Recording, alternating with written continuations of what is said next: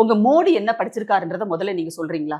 Degree எல்லாம் வாங்குனதா சொன்னார்ல. என்னது? என்ன கல்லூரிக்கு சயின்ஸ்? போய் டிகிரி எல்லாம் வாங்க. அதான் அந்த கல்லூரியும் கிடையாது.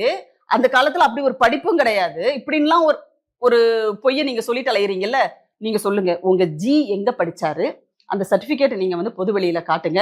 அத விட்டுட்டு சும்மா வந்து ஒரு என்ன சொல்றது? மேடை போட்டு பேசுறோம். அமைஞ்சிருச்சு மேடை. அதுக்காக நம்ம என்ன வேணா பேசலாம். வாய்க்கு வந்ததெல்லாம் பேசலாம் அப்படின்னு இந்த அண்ணாமலை வந்து பொய்யா இந்தியாவை சொல்லிட்டு ஆளுகிற ஒரு அலையக்கூடாது. கட்சி எங்க கொள்கையை நாங்க பேசுறோம் மக்கள் கிட்ட. அதத்தான் நாங்களும் சொல்றோங்க. இந்தியாவையே ஆளுகின்ற ஒரு கட்சியினுடைய தலைவராக இருக்கிற மோடி படிக்காதவர் அப்படிங்கிறது இன்னைக்கு தெரியுதுல்ல. ஒரு படிக்காத ஒருத்தரை நீங்க தலைவரா வச்சுக்கிட்டு இங்க இருக்கிறவங்களை எப்படி நீங்க குறை சொல்றீங்க? கேக்குறேன் நானு. இப்ப திமுகவுல யார் படிக்கல சொல்லுங்க. படிக்காதவர்கள் யார் திமுகவுல இருக்காங்க? உதயநிதியே காலேஜ் எல்லாரும் ஒரு போனாரான்னு ஒரு தெரியலன்னு சொல்றாங்களே. எந்த காலேஜ்ல படிச்சாரு? ஏங்க பேசுறதுக்கு எல்லாமே நல்லதா இருக்கும். அண்ணாமலை பேசுறதுக்கெல்லாம் ஒரு பிரச்சனையா உங்களுக்கு? ஒரு காரணமா அதெல்லாம்? ஏதாவது என்ன சொல்றது? அதாவது ஒரு மைக்க பார்த்தா அவர் என்ன வேணா பேசுவாரு. என்ன வேணா பேசுவாரு அவரு. உதயநிதி கல்லூரிக்கு போயிருக்கிறதும் அல்லது முதலமைச்சர் அவர்கள் வந்து கல்லூரியில படிச்சிருக்கிறதும் இன்னைக்கு இருக்கிற அமைச்சர்கள் ஒவ்வொருவரும் எந்தெந்த கல்லூரியில படிச்சிருக்கிறதெல்லாம் இவங்க கிட்ட சர்டிபிகேட் கொண்டு வந்து காட்டணும்ன்ற அவசியம் எங்களுக்கு கிடையாது. அந்த தகுதி முதல்ல இவங்களுக்கு கிடையாது. என்ன பார்த்து எங்க அப்பாவோட கோட்டால போனேன்னு சொல்றாங்களே மருத்துவரா தமிழிசைய. இல்லையா பின்ன? இல்லையா பின்ன? சொல்லுங்க. இல்லையா? நான் எந்த சப்ஜெக்ட்ல ஃபெயில் ஆனதே கிடையாது. சரி, அதுக்கு நல்ல டாக்டர் நீங்க. நீ நல்ல டாக்டர், அதை நான் ஒத்துக்கிறேன். நீங்க நல்ல டாக்டர் இல்லன்னு சொல்லல நாங்க.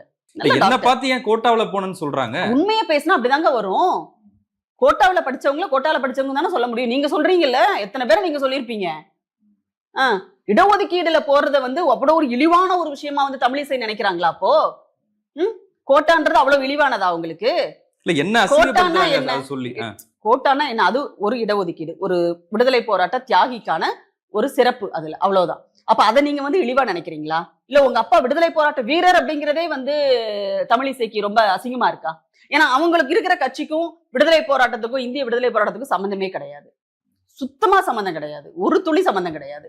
அப்ப அங்க இருக்கிறதுனால எங்க அப்பா வந்து விடுதலை போராட்ட வீரர் அப்படின்னு சொல்லிக்கிறதுல ஒருவேளை தமிழிசைக்கு வந்து அவமானமா இருக்கு. எல்லாத்தையும் படிச்சு பாஸ் பண்ணிருக்கேன். திமுகவினருக்கு தமிழ் அப்ப இடஒதுக்கீட்டுல போறவங்களுக்கு எல்லாம் யாரு படிச்சு பாஸ் பண்றா?